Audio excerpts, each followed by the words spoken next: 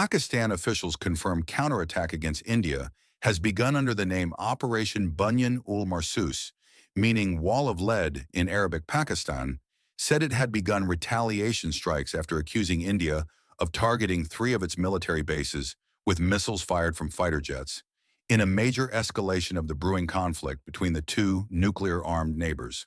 Pakistan military spokesperson Ahmed Sharif Chaudhry said India had fired 6 surface-to-air missiles targeting Nurkan, Murad, and Shorkat, three of Pakistan's most important military bases, early on Saturday morning. He said most were intercepted by Pakistani air defenses. Shortly afterwards, Pakistan officials confirmed they had begun their counterattack against India under the name Operation Bunyan-ul-Marsus, a phrase from the Quran roughly translating to Wall of Lead. Pakistan said the retaliation strikes targeted Indian Army infrastructure and bases, including Pathankot military airfield and the BrahMos missile storage site in the Indian state of Punjab, as well as Udhampur Air Force Base in Indian-administered Kashmir. Explosions and shelling from anti-aircraft guns was heard in the vicinity of all the sites. Loud explosions were also heard in the Indian Kashmir city of Srinagar. Cities and districts in Punjab, Haryana, and across Indian-administered Kashmir were put on red alert, with residents told to remain indoors and blackout orders enforced. India did not immediately comment on any alleged strikes, but a statement from the Ministry of Defense said, "The Indian armed forces are maintaining a high state of alert, and all such aerial threats are being tracked and engaged using counter-drone systems." The Indian Army said that Pakistan's blatant escalation with drones and other munitions continues along our western borders. They said multiple hostile drones had been spotted over the Punjab city of Amritsar, which were instantly engaged and destroyed by our air defense units.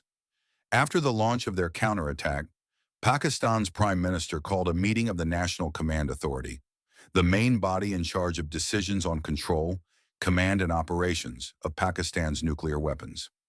Pakistan's Planning Minister Ahsan Iqbal told local media that special measures had been taken to avoid civilian targets in India, and that they were striking military locations that had been used to target Pakistan.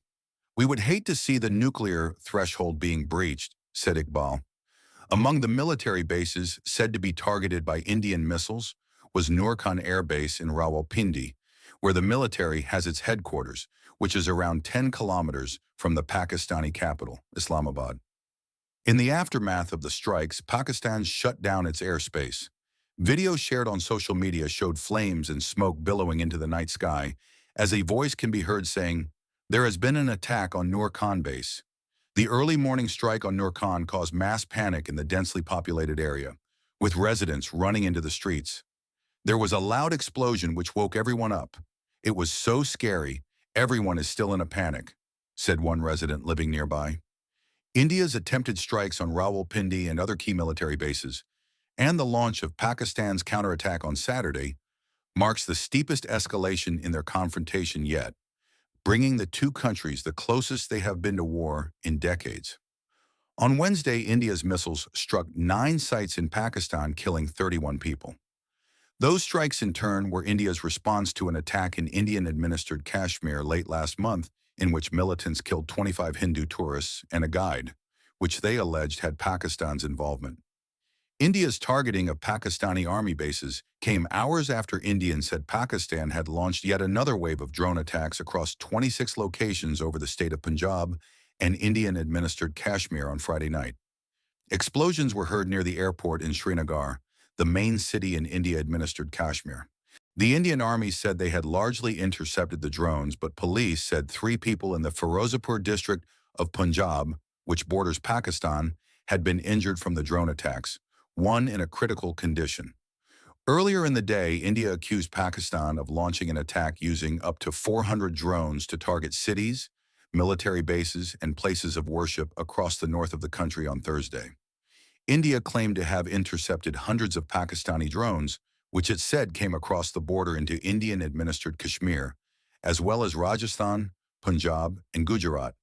It said a first wave of drones came on Thursday evening, and another wave hit close to dawn on Friday. India said it had launched 4 drone strikes at Pakistan, directly targeting military defense infrastructure.